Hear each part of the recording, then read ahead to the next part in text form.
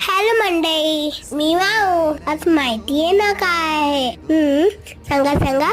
मी सांगू. आज आहे हॅपी रक्षाबंधन. चित्र बघून लागलीये ना भूक. चला तर मग आज मम्माने दादाचा आवडता खाऊ बनवलाय, तो मी तुम्हाला दाखवते. मम्माने तूप गरम केलंय, मग त्यात बारीक केलेली वेलची, लवंग आणि दालचिनी टाकली. नंतर तांदूळ टाकले, मग त्यात नारळाचं दूध, गूळ, नट्स आणि मीठ टाकलंय. मग त्यात गरम पाणी टाकून ढक्कन ठेवून छान शिजवून घेतलंय. किती छान सुगंध येते ग.